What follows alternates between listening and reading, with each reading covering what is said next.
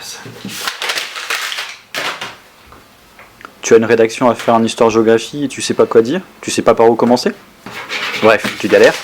Voici une petite vidéo de méthodologie qui devrait t'aider.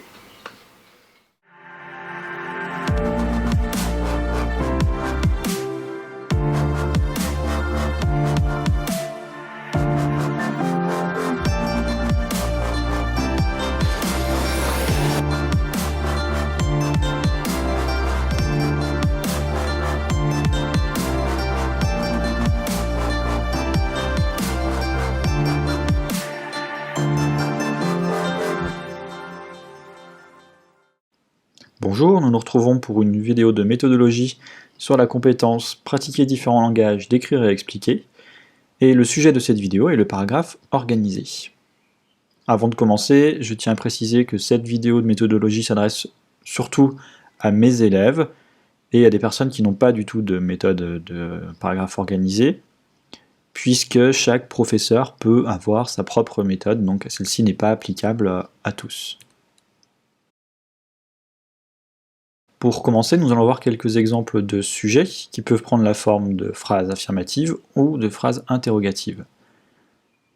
Cet exercice peut concerner l'histoire, la géographie et le MC, et il concerne surtout des élèves de 5e ou de 4e, et en 3e, cet exercice est remplacé plutôt par ce qu'on appelle le développement construit, qui est un petit peu plus poussé.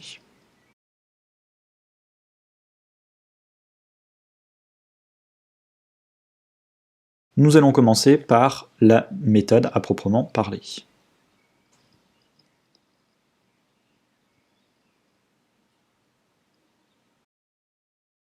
Alors, la première étape que nous allons faire face à notre sujet, c'est l'analyser. Analyser le sujet, ça veut dire qu'on va rechercher la définition des mots que l'on ne connaît pas. C'est très important. On ne va pas faire un travail de rédaction avec des éléments qu'on ne maîtrise pas. On va ensuite définir tous les termes qui sont importants. On va également définir les bornes chronologiques et ou géographiques du sujet, c'est-à-dire où est-ce qu'on se place dans le temps et dans l'espace. Ensuite, on va souligner, encadrer, entourer les mots ou les groupes de mots qui nous paraissent importants, et on va se poser des questions par rapport à ces groupes de mots-là. Quelques conseils. Utilisez des couleurs, ça sera beaucoup plus clair pour votre organisation. Ne négligez pas ces étapes. Beaucoup d'élèves font un travail de rédaction sans avoir fait cela, et ça se voit parce qu'on a des répétitions, on a des manques, on a un manque d'organisation. Et ne rédigez pas. Là encore, il y a beaucoup d'élèves qui passent beaucoup de temps à rédiger leur phase de brouillon et qui perdent beaucoup de temps. On passe au brouillon. Première chose que l'on va faire, c'est collecter des informations. Pour cela, on va simplement répondre aux questions qu'on vient de se poser. Donc on reprend notre sujet et à chaque question, on va essayer d'apporter des réponses. On va noter toutes ces réponses sur une feuille de brouillon, en vrac, sans les organiser. Là, nous allons les organiser, ces informations. On va les souligner, les surligner, les entourer, et on va utiliser un code couleur. Une couleur par idée. Ensuite, on va organiser ces idées, sous forme de tableau, de schéma, de carte mentale, de tiret, de sketch note, peu importe. Quelques conseils. Encore une fois, ne rédigez pas, vous perdrez trop de temps. Entraînez-vous et trouvez votre propre organisation. En effet, certains élèves seront beaucoup plus à l'aise avec un tableau, d'autres avec une carte mentale, d'autres avec des petits tirets. Ensuite, on passe à la rédaction à proprement parler. Tout d'abord, la rédaction de l'introduction. C'est un petit paragraphe qui va venir au tout début de votre rédaction et qui va servir à définir les termes importants et à situer dans le temps et ou dans l'espace. Ensuite, on va rédiger les paragraphes de notre travail. Un paragraphe par idée. Souvent, on parle de l'exercice du paragraphe organisé, sauf que c'est plutôt les paragraphes qui sont organisés. Donc, on a bien sûr plusieurs paragraphes. Il faut rédiger. Donc, en histoire-géographie UMC, on ne va pas avoir des tirets. Tout doit être rédigé avec des phrases. Illustrez vos idées par des exemples. Il s'agit d'exemples concrets, des dates, des chiffres statistiques, des données statistiques, des batailles, etc. Si vous pouvez, essayez d'articuler vos idées. Utilisez des connecteurs logiques, on verra ça un petit peu plus tard. C'est nettement plus agréable pour un correcteur de lire un travail avec des idées qui sont organisées. et qui sont articulées. C'est-à-dire que vous n'allez pas enchaîner les phrases les unes à la suite des autres sans aucun lien. Vous allez essayer d'utiliser des mots qui vont permettre de passer de la première idée à la deuxième, puis de la deuxième à la troisième, etc. Quelques conseils. Chaque paragraphe doit commencer par un alinéa, c'est-à-dire qu'on va laisser 2 carreaux par rapport à la marge avant de commencer la première ligne du paragraphe. On fait de vraies phrases, sujet, verbe, complément, avec des majuscules et des points.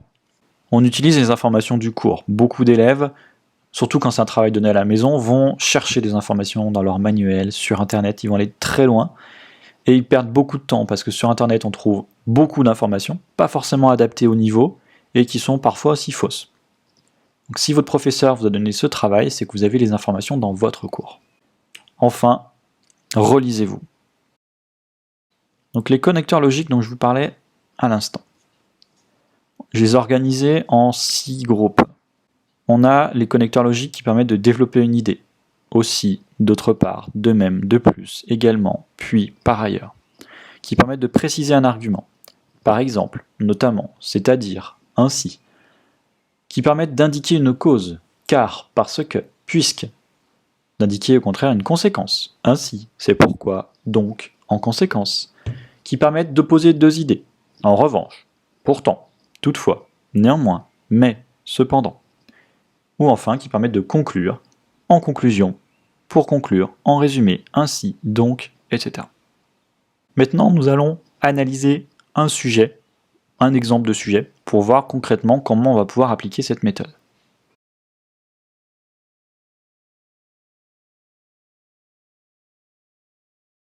Le sujet choisi est un sujet de 5e de géographie, sur le thème 2 des ressources limitées à renouveler et à gérer. La situation alimentaire dans le monde aujourd'hui. Première chose que l'on va faire, définir les mots si certains posent problème. Ensuite, on va entourer, encadrer les mots importants. Donc on a la situation alimentaire, on a le monde et on a aujourd'hui. Ensuite, on va se poser des questions. Pour la situation alimentaire, la question qu'on va se poser, c'est quoi? Pour le monde, où? Et pour aujourd'hui, quand? Maintenant, on va répondre à ces questions. La situation alimentaire, c'est quoi? C'est la quantité et la répartition de la nourriture. Le monde, ça fait référence au fait que pour cet exercice, on va parler du monde entier, pas seulement d'une région, d'un pays.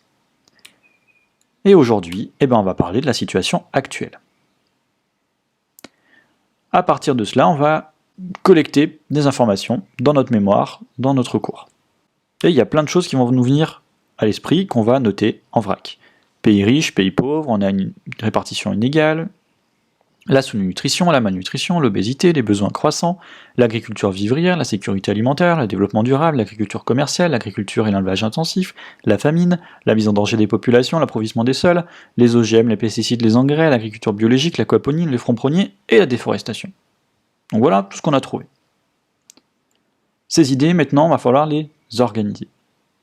Donc on va prendre un stylo, un fluo jaune par exemple, et on va entourer ce qui va aller ensemble. Donc là, tout ce qu'on a entouré, c'est tout ce qui concerne la répartition de la nourriture dans le monde. En bleu, c'est la situation agricole actuelle. Et en rouge, c'est les conséquences de cette situation et l'avenir. On pourrait conserver cette organisation-là, mais ce qu'on va faire, nous, c'est qu'on va reprendre ces idées et on va les classer. On va les classer dans un tableau. Première colonne, une ressource inégalement répartie. Et là, on met toutes nos idées qui vont dans cette partie. Deuxième colonne, l'agriculture dans le monde. Et enfin, troisième colonne, des conséquences et des évolutions. On voit que ces 3 colonnes vont être nos 3 paragraphes de rédaction. Bien sûr que dans chaque colonne, on va devoir réorganiser ces idées pour les mettre dans un ordre précis pour pouvoir aussi articuler ces idées. On peut également organiser ça sous forme de carte mentale. Au centre, on a notre sujet principal, la situation alimentaire dans le monde aujourd'hui. Première ramification, première branche, une ressource inégalement répartie. Et là, on a toutes nos idées qui viennent graviter autour de ça. On pourrait rajouter des ramifications. Deuxième branche, l'agriculture dans le monde, et les idées qui vont avec. Et enfin, dernière branche, conséquences et évolution, et toutes les idées qui vont avec. Cette vidéo de méthodologie est maintenant terminée, n'hésite pas à mettre un petit pouce bleu si tu as aimé le contenu, à mettre un commentaire pour dire ce qui t'a plu, ce qui t'a déplu, et également le sujet de la prochaine vidéo qui t'intéresserait. Et n'hésite pas aussi à t'abonner à la chaîne pour être au courant des nouvelles vidéos qui sortent. A bientôt!